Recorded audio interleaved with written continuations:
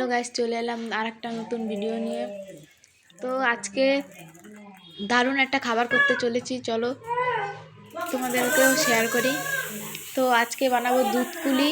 তাই নারকেলটার দিকে কুড়িয়ে আমি নারকেলের উপর চিনি দিয়ে কড়াইটা গরম করে কড়াইয়ের মধ্যে নারকেলটা দিয়ে আমি ভালো করে ভেজে নেব। নারকেলটা লাল লাল করে ভেজে নিতে হবে। দেখো নারকেলটা কিন্তু আমার ভাজা পেলে হয়ে যাচ্ছে, হালকা লালচে লালচে হয়ে গেছে। আমি পুরো লাল লাল করে ভেজে নেব নারকেলটা। নারকেলটা কিন্তু আমার প্রায় ভাজা হয়ে গেছে। এবার আমি নারকেলটা তুলে নেব একটা থালায়। নারকেলটা আমি তুলে নিয়েছি। ওদিকে ময়দাটা আমার বোন মেখে রেখেছে। এই দেখো ময়দাটা মেখে রেখেছে। ময়দাটা কিন্তু দুধ দিয়ে মেখেছি আমি। এবার ময়দাটা বেলে নেব।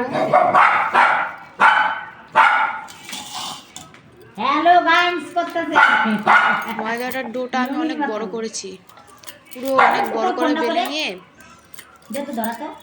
তারপর আমি গ্লাস দিয়ে কেটে নেব। তাহলে সুন্দর গোল গোল হবে, বেশ ভালো হবে। দেখো গ্লাস দিয়ে কেটে নেবে।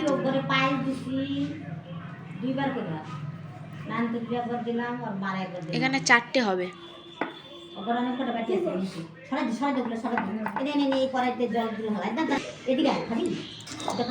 গ্লাস দিয়ে আমি কেটে নিয়েছি। এবার তুলে নেবো একটা থালায় এটা করে।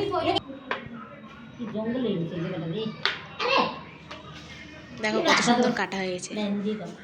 আবার বেলে নিয়ে আবার কেটে নিচ্ছি।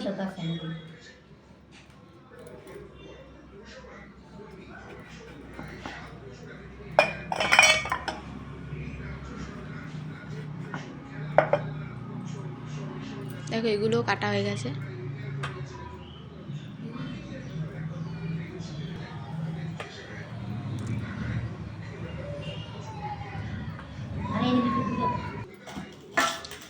এবার এর মধ্যে আমি নারকেলের পুরটা ভরে আমি সুন্দর করে শেপটা দিয়ে নেব। একটু টেনে টেনে বড় করে নেবে, বুঝলে, যাতে বেশি মোটা না হয় বেশি পাতলাও না হয়, মিডিয়াম করে। তাহলে কুলি পিঠেটা ফেটে ফেটে যাবে না। দেখবে অনেক কুলি পিঠে পাতলা হয়ে গেলে বা বেশি মোটা হয়ে গেলে দুধে দিলে ফেটে যায় বা এমনি ভাপা দিলে ফেটে যায়, এটা কিন্তু ফাটবে না। তো এই দেখো আমি সুন্দর করে আমি ওর মুখটা বন্ধ করে দিচ্ছি। এবার আমি মুখটা ভালো করে বন্ধ করে নিয়ে মুখটা এবার বটে নেব।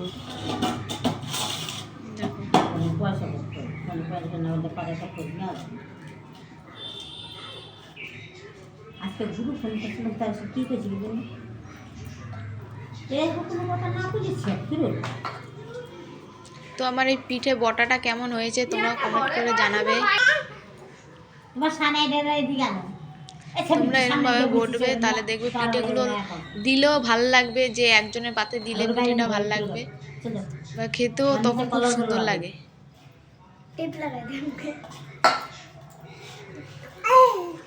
এটাও আমি একইভাবে বটে নেব।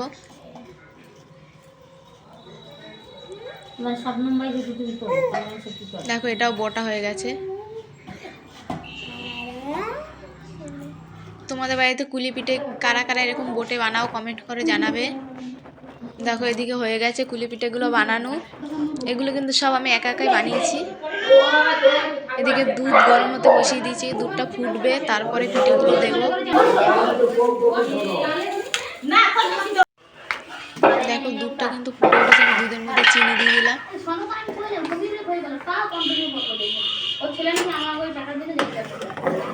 চিনি দিয়ে একটু নাড়াচাড়া দিলাম যাতে তলে লেগে না যায়।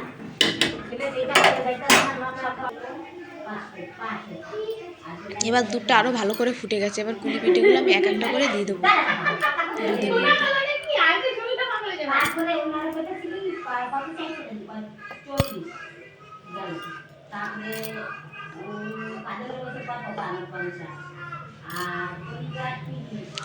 দুধের মধ্যে কুলি পিঠেগুলো কিন্তু আমি সব দিয়ে দিয়েছি।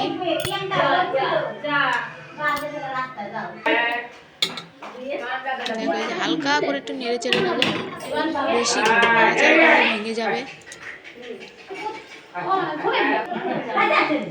দেখো পিঠেটাও, দুধটা এবার ফুটে গেছে, পিঠেটাও প্রায় হয়ে গেছে।